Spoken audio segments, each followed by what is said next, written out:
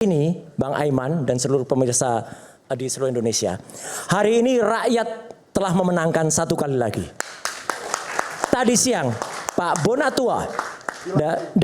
Bonatua Silalahi dalam sidang di Komisi Informasi Pusat sudah berhasil memenangkan, dan komisioner di KIP itu sudah membolehkan untuk akhirnya memerintahkan KPU, ada KPU di 5 wilayah, yaitu KPU Pusat, KPU DKI, kemudian itu KPU Pusat 2 kali, KPU DKI sekali tahun 2012, KPU Pusat tahun 2014-2019, dan KPU di Solo tahun 2005-2010 untuk membuka semua yang disembunyikan atau yang dikecualikan dalam kopi ijazah. Ini yang Bonatua ya? Bonatua. Itu kepercayaan nggak ada masalah gitu. Ya, Oke, menurut keyakinan saya belum percaya dengan pra-peradilan. Oke, baik. Ya, Oke. tapi masih ada. Saya masih ingat Bang Reza Indragiri waktu itu 2 minggu lalu mengatakan bahwa ya dapat di luar tadi cek lab yang independen, dapat juga dilakukan misalnya walaupun ada putusan pengadilan dan lain sebagainya, yaitu cross examination. Nah, Anda boleh bersurat kepada kejaksaan bahwa ini belum dilakukan tahap A, tahap B. Sebentar, saya ngomong dulu Bang. Saya ini dan kami ini tidak ingin membungkam atau membentuk satu opini yang liar di rakyat bersuara ini. Tapi inilah sebuah forum pencerahan yang silakan diuji. Saya setuju apa yang disampaikan tadi. Poin-poin itu makanan pra-peradilan semua. Tapi yang dikhawatirkan Bung Refli, saya paham. Kalau kalah pra-peradilan, ini barang jalan tol. Kan itu. Nah, karena itu memang hitung-hitungannya harus matang.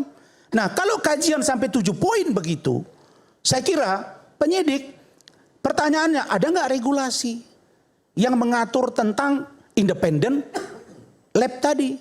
Belum ada. Bagaimana yang kalian lakukan? Misalnya kemarin mengajukan gelar perkara khusus, dikabulkan. Tadinya tidak ada ijazah, dilihatkan. Tapi yang saya mau lihat, justru saya kritisi di antara tim-tim teman-teman yang meragukan ijazah Pak Jokowi, justru berbeda pendapat. Karena itu menjadi sulit. Nah, yang dikaji oleh Bang Refli itu untuk RRT. Bagaimana dengan yang 5 lagi? Ini kan menjadi sulit menafsirkannya. Lalu siapa yang harus berbicara? Kalau saya menangkap bahasa dari Bung Lecumanan, bahwa Pak Al-Katiri mengatakan saya insaf, begitu ya? Insaf itu artinya sadar. Ya, berarti ternyata ada ijazahnya. Nah, apakah ini benar atau tidak? Ini perlu didalami. Nah, pertanyaan saya, sampai hari ini saya tidak begitu lihat lagi Bang Al-Katiri bicara. Kemana beliau? Khozinuddin terus yang berbicara. Kurang enak badan. Ya, tunggu dulu. Ahmad Khozinuddin bicara kemarin, dia sebagai kuasa hukum apakah termasuk Tifa? Setahu saya Tifa tidak bagian dari Khozinuddin. Nah, ini yang menjadi pertanyaan serius gitu. Nah, saya hanya mau katakan begini. Kalau kita tidak percaya dengan penegakan hukum, maka upaya yang dilakukan Bang Refli dan kawan-kawan kita dukung. Tapi saya juga mendukung agar kita percaya bahwa masih ada orang baik di negara ini. Termasuk rakyat bersuara. Inilah penyambung lidah kalian semua untuk rakyat Indonesia. Dan malam ini saya yakin ditonton baik Solo, baik Mabes, baik Pak Amin Rais, baik oleh Pak Habib Rizik, saya yakin. Karena itu teman-teman semua, kalau sudah begini apa yang disampaikan oleh Bang Ubaidet benar. Itu secara teori Bang. Akan sulit menerapkan itu, pragmatisme dan lain-lain. Tapi kalau konteks hukum ya di lapangan sangat berbeda dengan teori. Karena itu ada RG tadi. Bagaimana memaafkan sebuah fakta yang itu fitnah lalu bermaafan, atau ternyata itu fakta benar lalu kemudian tidak bermaafan. Lah ini kan menjadi persoalan. Nah, sama dengan Bang Lecu dipanggil. Pak Lecu datang dulu, ini ada permohonan surat. Loh, Pak Lecu nggak bisa disalahin. Dia hanya melihat, oh kalau itu menurut penyidik boleh, ditanya dia, lu maafkan nggak? Maafkan. Oh kalau dimaafkan bagaimana dengan Pak Jokowi? Nah, saya hanya mau katakan bahasa dari Bang Ade Armando tadi. Yang lebih serius sekarang sebutan 1 triliun. Saya yakin ini menjadi gaduh lagi. Apakah mungkin ada tawaran 1 triliun itu? Nah, sekali lagi saya katakan, mohon kepada Bang Egy Sujana, agar beliau diberi ruang, agar beliau menenangkan diri. Karena beliau tadi marah juga. Sudahlah itu, jangan dibahas-bahas lagi. Artinya apa? Beliau sudah capek. Saya ingin katakan Bang Azam, beda kita yang sakit dengan yang sehat. Dan beliau sakit serius. Karena itu saya hanya minta, minggu depan kiranya Bu Ida mau datang. Kiranya Bang Darmizal mau datang. Kiranya Rahmat bisa datang. Siapa lagi? Ya jangan. Kalian terus ke Pak Jokowi. Pak Jokowi itu beliau itu mempelai kalau di dalam perkawinan. Tunggu dia dikeluarkan pada waktunya. Pak Jokowi itu sebelah sana bilang Firaun, bagi saya mengatakan beliau wali. Boleh dong? Boleh dong. Loh, tunggu dulu wali yang mana dulu? Ini wali kelas boleh? Wali murid Indonesia kan beliau kepala. Kalau dalam kelas kan boleh kepala sekolah. Wali kepala, negara kan pernah jadi wali negara, presiden. Boleh kan kepala negara? Iya, wali negara presiden. Kalian wali Nanggru Aceh kan tidak juga presiden. Saya hanya mau katakan jangan a priori lah. Saya hanya katakan tolong minggu depan dipertajam ulasan ini agar equality befoto yang dimaksud oleh Bang Azam dengan Bang Refli bisa tersalurkan. Saya jawab. Ya. Kalau Bang Egy bersedia, Bang Darmizal bersedia, Bu Eli bersedia, besok minggu depan Ya, kita bersedia. Ya. Kalau bersedia. Ya. Termasuk DHL juga. Ya, DHL. Ya. Oke. Karena saya jelas semua. Bang, maaf ya, saya ada dikirim rekaman percakapan antara Bang Egy dengan Bang DHL, tapi nggak perlu saya ungkap di sini. Nah dari situ saya mendengar bahwa ada potensi memang di awal ini ada ketidakadilan dalam tim kalian. Dia merasa dia diskriminasi. Betul. Salah satu contoh, saya buka aja. Ketika Abraham Samad disebut-sebut namanya, disebut-sebut Bang Refli, mohon maaf ini Bang, akan diperiksa kan rame-rame tuh. Jangan kriminalisasi, termasuk Pak Mahfud ngomong, termasuk ini macam-macam lah. Bang Egy itu di Leeds, dia bilang ke saya, mereka ini kok tidak fair ya? Kok nasib kami nggak pernah dibahas? Kenapa harus Refli aja? Kenapa harus Abraham Samad saja? Ini ada. Nah yang saya mau katakan, iya, Suryo, serius Bang. Refli. Ini serius Bang. Bukan Refli, Roy Suryo. Bukan. Kok nasib Refli? Bukan, kenapa waktu itu disebut-sebut juga dulu. Podcast. Enggak ada Refli Ada Harun. disebut-sebut. Ada. Kagak ada. Abraham Udah Samad. kepanjangan itu. Dulu ada nggak? Yang di awal dulu, di awal. Oke. Podcastnya. Dipersingkat Bang. Kalian Sebentar, kok Bang. berdebat, saya udah bicara dengan dia gimana sih? Ya, oke. Saya jelaskan. Dengarin dulu dong, tunggu dulu. Dulu kan ada beberapa orang yang terlapor disebut-sebut. Ya, betul. Termasuk diantaranya abang saya, Pak Abraham Samad. Ketika akan diperiksa, rame-rame lah tokoh-tokoh bilang jangan kriminalisasi, tolak kriminalisasi. Bang Egy nonton ini, kami gilirannya kapan ini dibela? Kok dia saja? Ini kan nggak fair. Yang kedua, kenapa saya dicabut dari kuasa hukum? Dia merasa tersinggung, kok begini caranya? Yang ketiga, saya sakit. Maka saya inisiatif. Intinya, saya tetap katakan, kalau Pak Jokowi berjiwa besar, maafkanlah Bang Egy Sujana dan Damai. Pak Jokowi, silakan proses lanjut Bang Lecu. Kalau kecuali mereka berbeda minggu depan, mengatakan tidak mau dan tidak ada maaf, oke, lanjut ke pengadilan, biar terang ijazah Pak Jokowi asli atau tidak. Terima kasih. Saya tanggapi soal masalah TPUA katanya tadi disebutkan bahwa TPUA itu tidak membantu Bang Egy. Ingat loh, yang menulis surat di Mabes Polri untuk dibuka kembali kasus tentang laporan Dumas menjadi LP. Dia tidak bilang itu TPUA saya. Bang, dia bilang Khozinuddin. Oh, tadi Yang kan- bela dia TPUA. Oke. Silakan. Nah, sedikit saya sampaikan Khozinuddin, Bang, bahwa Khozinuddin. tadi- Ada WA dari tadi Egy Sujana disampaikan pukul 22.06. Oke, baru ini. Iya, baru. Oke, boleh Saya bacakan. Boleh Ya. bacakan. Sekarang. Silakan. Ya, saya bacakan ya. Ini Nonton ini berarti ya? ya. Oke. Pukul 22.06. Demi Allah, subhanallah wa ta'ala, saya ke rumah Pak Joko Widodo atas himbauan banyak pihak dengan segala kepentingan mereka. Itu semua saya tolak dari mulai 4 bulan lalu. Kemudian saya membaca Al-Quran surat Toha ayat 41 sampai ayat 46. Intinya Allah perintah pada Nabi Musa dan Nabi Harun untuk datangi Fir'aun. Ingatkan dia, mudah-mudah dia bilang, dia sadar. Tapi kalian berdua berkatalah pada Fir'aun dengan lemah lembut. Lalu Musa khawatir, takut. Kemudian Allah menjaminnya, jangan takut. Itulah alasan ideologi saya mau berkunjung ke JKW. Bagi yang tidak percaya, no problem, best. Persis. Rasanya nggak mungkin Jadi, orang sakit. Saya kira sebentar. saya Berikan waktu bentar dulu. Bentar Bang. Keselan. Bang Egy, saya ini Anda mau Bang Bang Egy nonton saya yakin. Iya, Bang Egy, Bang, saya 4 tahun sama Bang. Saya nggak mau mempengaruhi pikiran Abang. Malam ini ada banyak pikiran. Saya kok jadi bingung sosok seorang Egy malam ini. Ya, saya bingung sendiri. Kenapa saya bilang bingung? Datang bersilaturahim, tapi mengatakan yang ditemui itu seperti surah yang dibacakan tadi. Saya kira saya kira apa yang dilakukan hari ini oleh gerakan-gerakan ini, mohon maaf, terhadap yang dialami Pak Jokowi mungkin hampir sama. Bagaimana ganasnya serangan itu kepada Pak Jokowi. Saya kira, saya boleh bantah malam ini, mohon maaf Bang Egy, saya tidak yakin kedatangan abang ke rumah Pak Jokowi ketika abang bertemu dengan seorang Fir'aun dalam Quran tersebut. Bang, abang jujur malam hari ini. Banyak hal yang kita bicara berdua bangku. Banyak hal yang abang sampaikan ke saya. Saya nggak perlu buka di sini.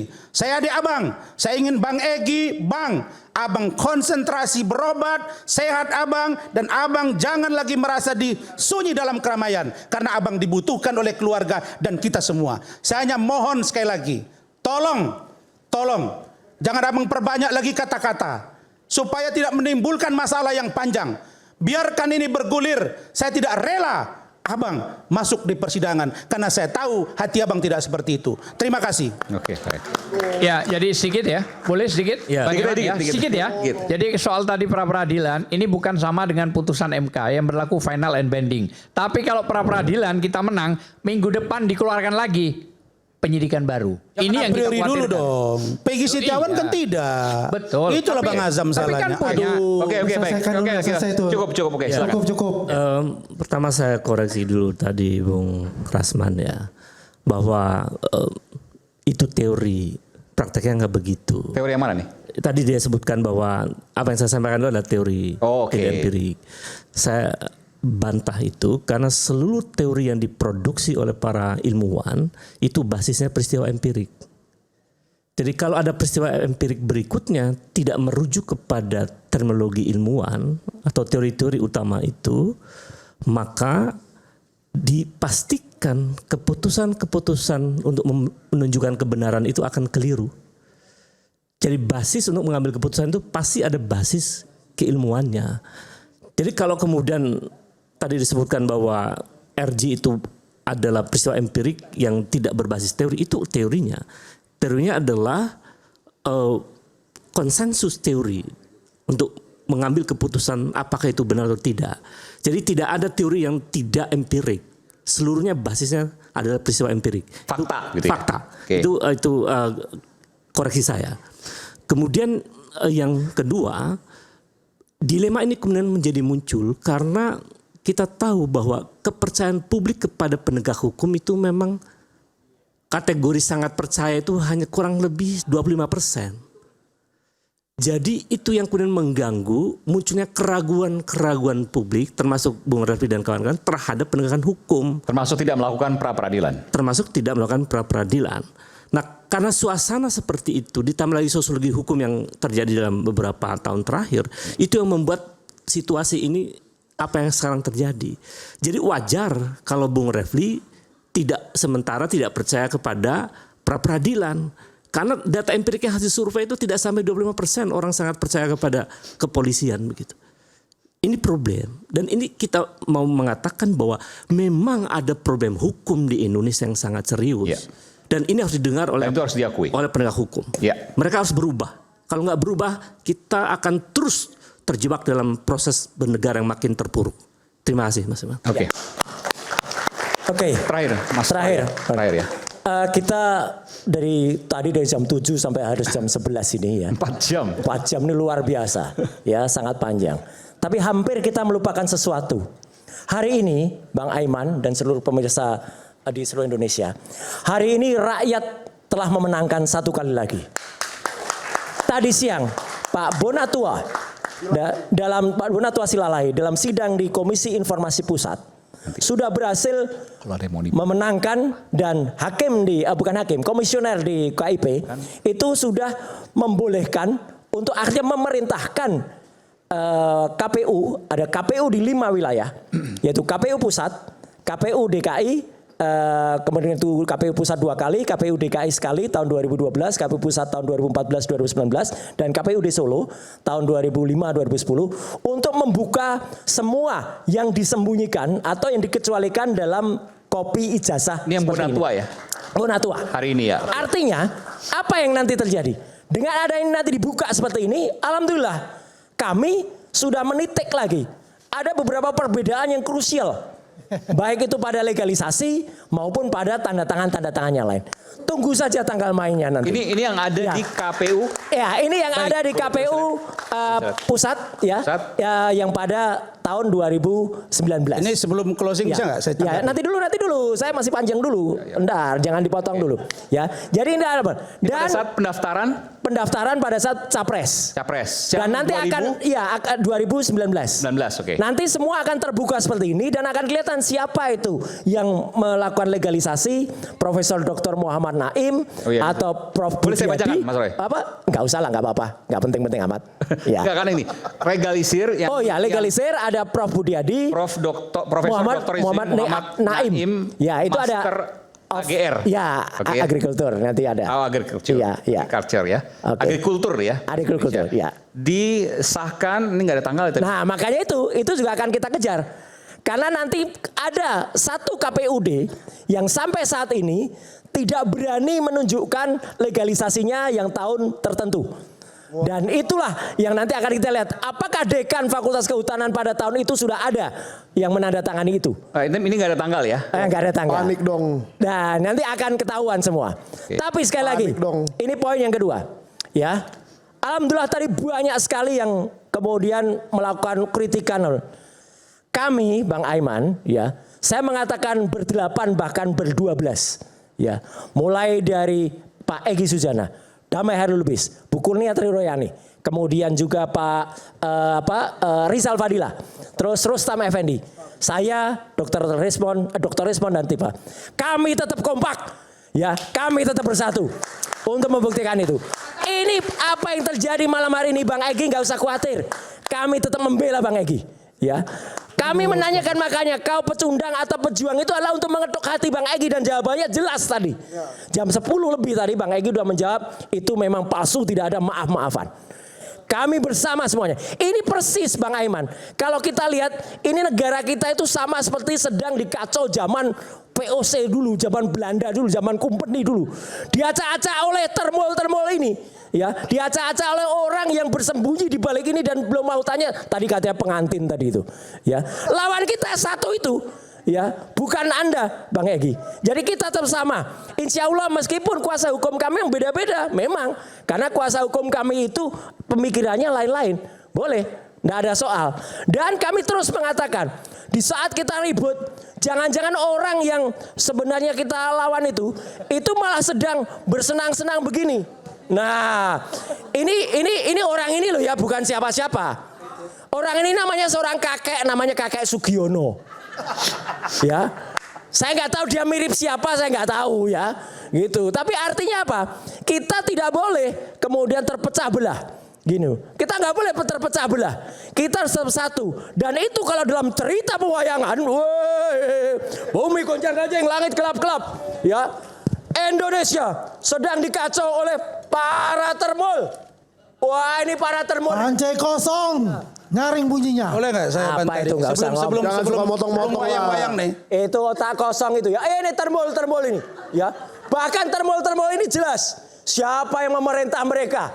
Ya, Petro ini bahkan pakai ngajak-ajak gajah kerdil sekarang. Ya, ini ada gajah kerdil. Padahal jelas Allah Subhanahu wa taala mengatakan dalam surat Al-Fil, ya. Iya, Ustadz. Memang. Ustadz. Ya, menyerah itu enggak salah-salah. itu enggak sopan itu ya. Gitu. Nah, kamu juga nggak sopan. Artinya apa? Nah, artinya saya mengimbau Ustadz kepada baru. seluruh umat. Ini yang namanya buto-buto ini. Ini adalah lawan-lawan kita. Di belakangnya Petro ini jelas ada buto-buto Ustadz ini. baru. Iya, ini ada buto-buto ini. Dan mereka yang Ustadz diatur. baru. Karena mereka yang menghancurkan Indonesia. Jadi Ustadz sekali lagi, baru. ya, Bang Aiman dan seluruh rakyat Haji Indonesia. nggak bisa Ustadz baru. Mari kita lihat dan Sayang kita sekali bungkam jadi Ustadz baru. mulut pembohong itu dan Nggak termasuk bisa juga ngaji, yang nggak dilaporkan bisa. itu. Terakhir. Selesai. Kita akan kembali minggu depan. Tetaplah bersama kami di Rakyat Bersuara pekan depan hari Selasa. Salam.